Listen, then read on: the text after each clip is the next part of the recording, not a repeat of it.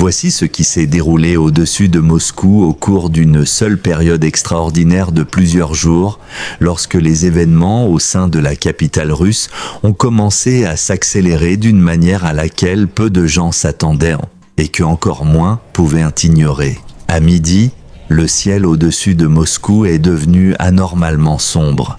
La capitale du plus grand pays du monde a soudainement été recouverte d'un épais brouillard, suffisamment dense pour obscurcir le soleil lui-même. La source était une fumée provenant d'une raffinerie de pétrole en feu, se propageant au-dessus de la ligne d'horizon et réduisant la visibilité dans une grande partie de la ville. Ce qui a rendu ce moment encore plus frappant, c'est que, lors du même incident, des rapports et des images ont circulé montrant une interception de défense aérienne qui semblait frapper un dépôt pétrolier, ajoutant de la confusion à une scène déjà chaotique. Ce jour-là, le 18 juin, est rapidement devenu un point central d'une séquence d'événements bien plus vaste.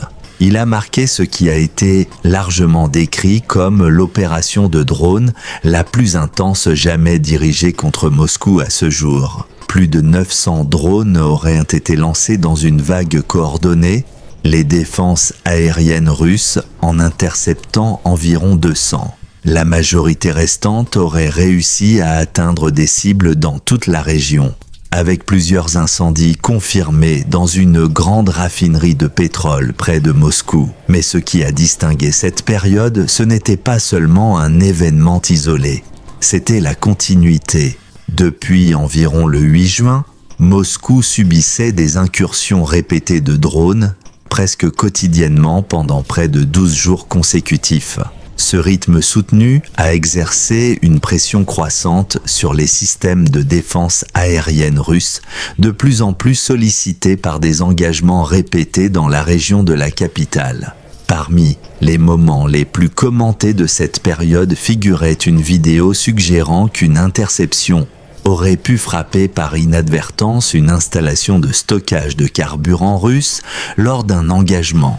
Les analystes ayant examiné les images ont relevé plusieurs traînées de condensation et une séquence rapide d'impact suivie d'une explosion au niveau d'un réservoir de stockage.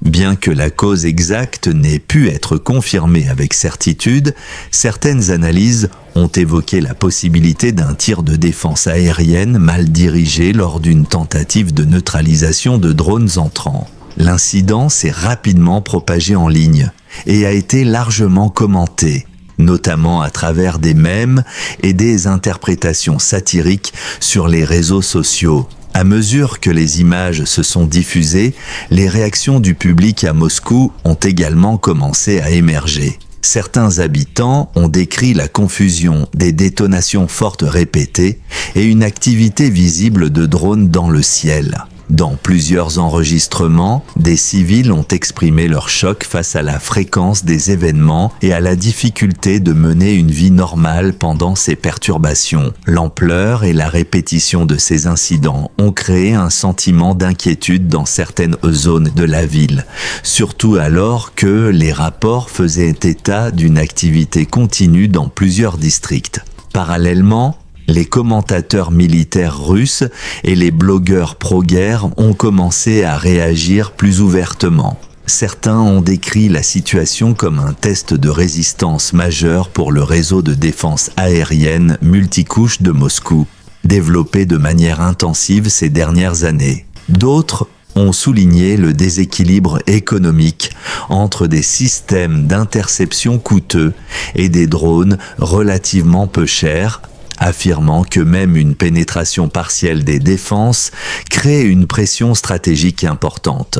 Un commentaire notable est venu des milieux médiatiques liés à l'armée russe, où des analystes ont reconnu que les impacts répétés sur les infrastructures suggéraient des lacunes dans la coordination et l'efficacité des réponses. Le débat plus large s'est orienté vers la question de savoir si l'architecture défensive existante autour de Moscou était réellement optimisée pour une activité de drone soutenue et à haut volume. À l'intérieur de l'environnement politique et médiatique russe, les réactions ont été variées. Certains commentateurs télévisés ont appelé au calme et à la résilience à long terme, présentant la situation comme une épreuve d'endurance et de préparation nationale. Parallèlement, certaines figures politiques, dont l'ancien président russe et actuel vice-président du Conseil de sécurité Dmitri Medvedev, ont fait des déclarations fermes sur l'avenir du conflit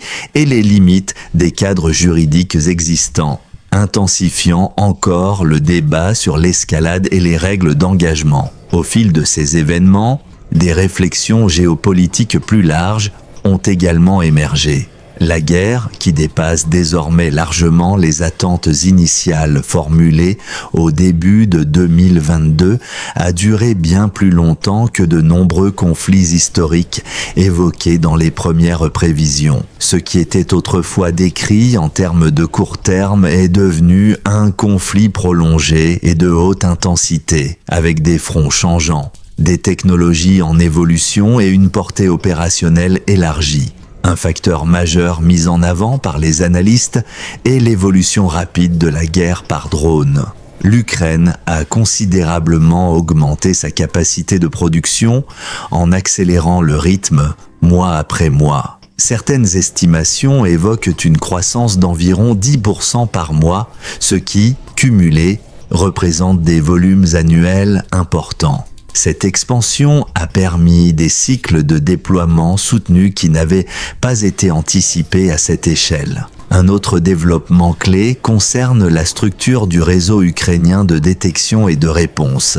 Les rapports décrivent un système multicouche combinant capteurs acoustiques, radars et canaux de communication rapide reliant les unités de terrain à une coordination centrale. Une fois un drone détecté, l'information est transmise rapidement à des équipes mobiles, incluant des unités au sol, des hélicoptères et des avions intercepteurs, permettant un modèle de réponse distribué et flexible. En revanche, les systèmes russes ont été décrits par plusieurs analystes et commentateurs russes comme plus fragmentés, avec des défis de coordination entre les unités de détection et les équipes de réponse.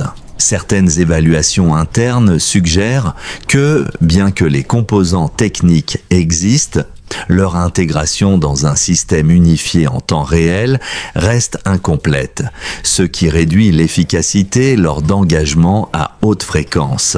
Dans ce contexte plus large, les réactions politiques se sont également étendues au-delà de la Russie. Le dirigeant biélorusse Alexandre Loukachenko a publiquement abordé les relations avec l'Ukraine, tenant des propos à tonalité conciliatrice, déclarant qu'il ne souhaitait pas d'escalade avec Kiev et exprimant des regrets concernant certaines déclarations antérieures. Du côté ukrainien, le président Volodymyr Zelensky a souligné que la réduction des structures de soutien externe et la limitation des routes d'assistance opérationnelle auraient un impact significatif sur les menaces aériennes en cours, affirmant que des changements pratiques pourraient réduire rapidement les risques pour les civils. Et si vous êtes arrivé jusqu'ici, vous avez déjà une longueur d'avance sur la plupart des informations circulantes en surface.